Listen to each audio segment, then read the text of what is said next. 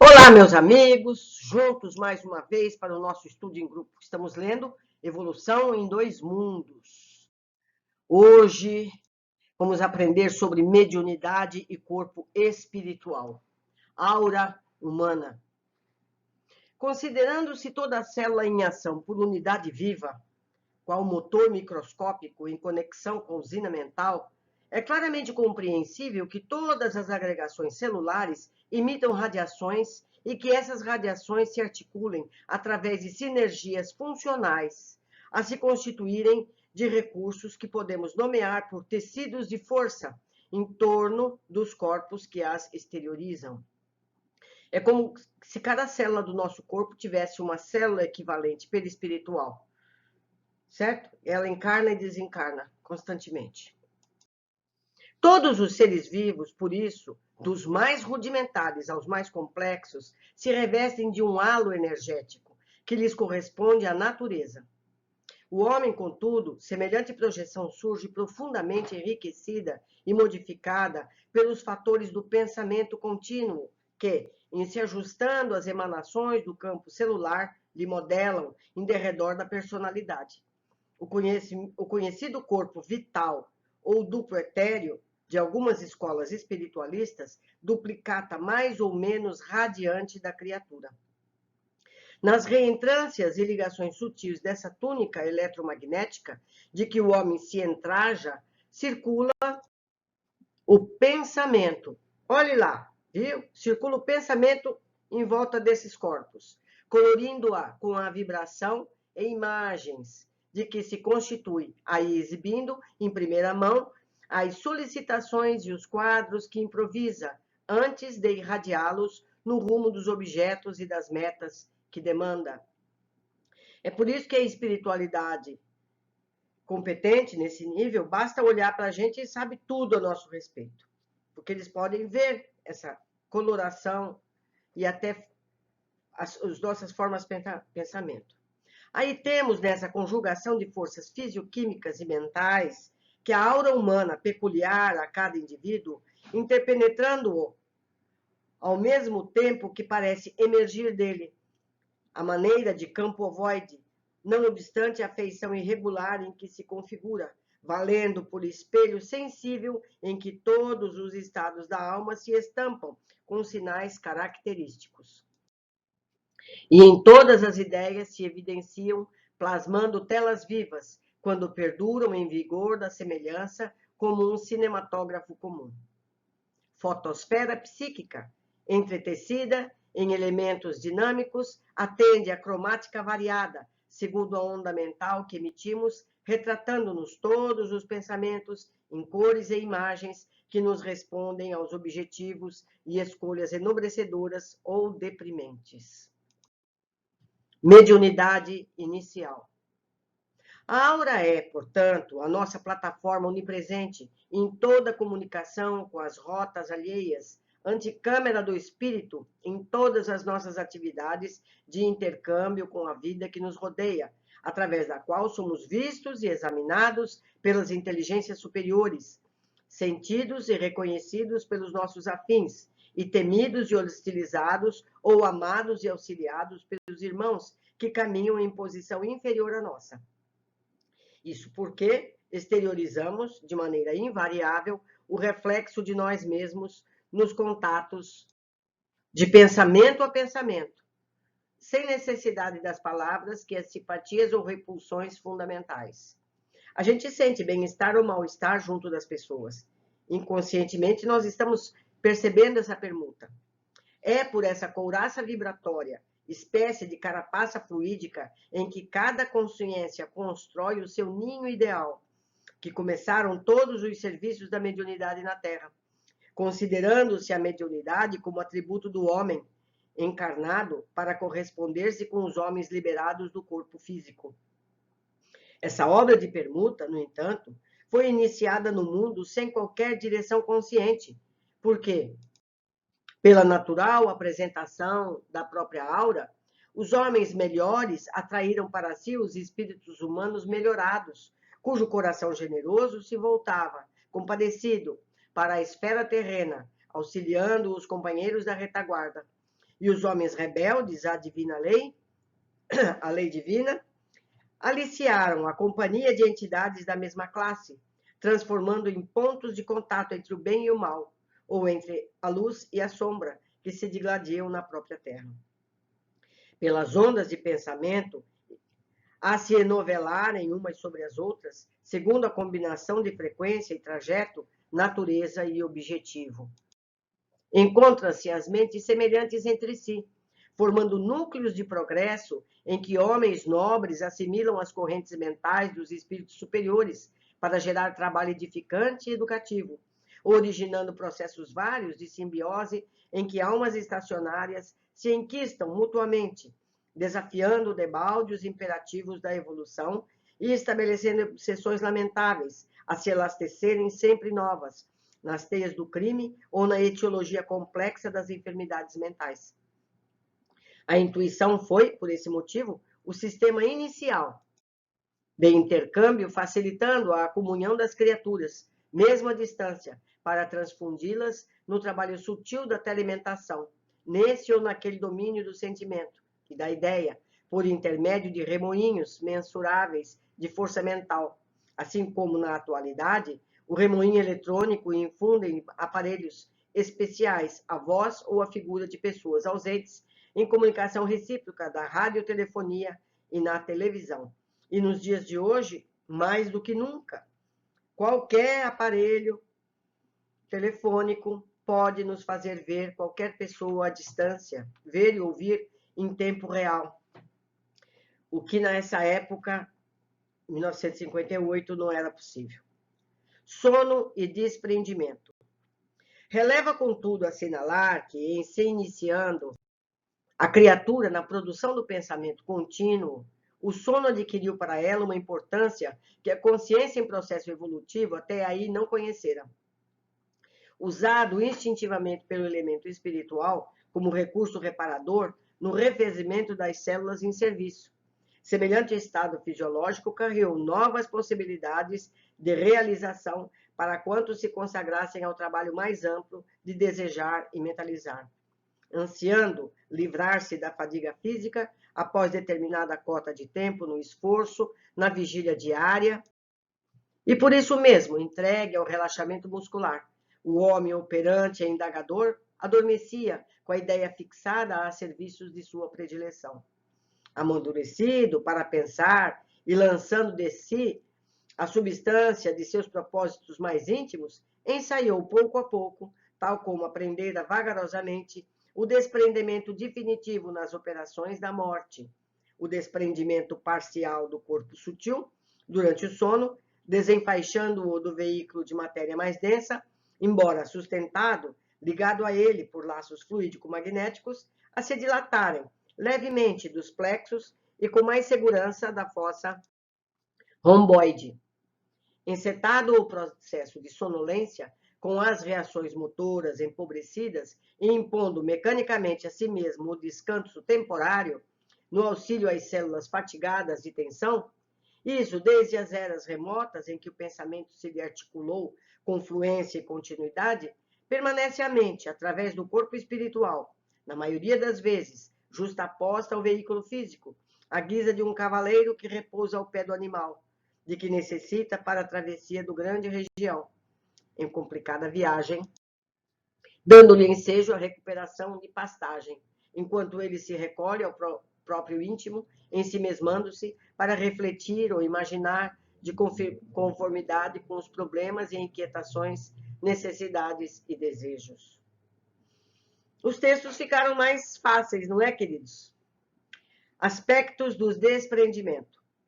Dessa forma, aliviando o controle sobre as células que a servem no corpo carnal, a mente se volta no sono para o refúgio de si mesma, plasmando na onda constante de suas próprias ideias as imagens com que se compraz nos sonhos agradáveis em que saca da memória a essência de seus próprios desejos, retemperando-se na antecipada contemplação dos painéis ou situações que almeja concretizar. Para isso, mobiliza os recursos do núcleo da visão superior, no dia encéfalo, de vez que aí As qualidades essencialmente óticas do centro coronário lhe acalentam no silêncio do desnervamento transitório todos os pensamentos que lhe emergem do seio. Noutras ocasiões, no mesmo estado de insuflamento, recolhe no curso do sono os resultados de seus próprios excessos, padecendo a inquietação das vísceras ou dos nervos injuriados pela sua rendição à licenciosidade. Quando não seja o asfixiante pesar do remorso por faltas cometidas, cujos reflexos absorvem do arquivo em que lhe amontoam as próprias lembranças.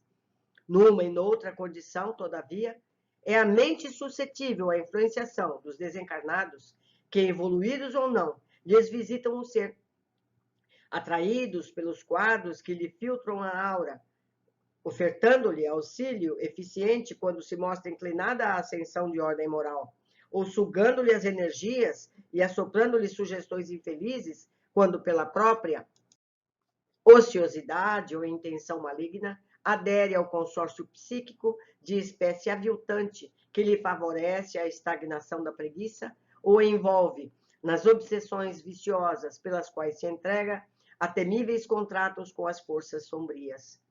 Mas dessa posição de espectador à função de agente existe apenas um passo.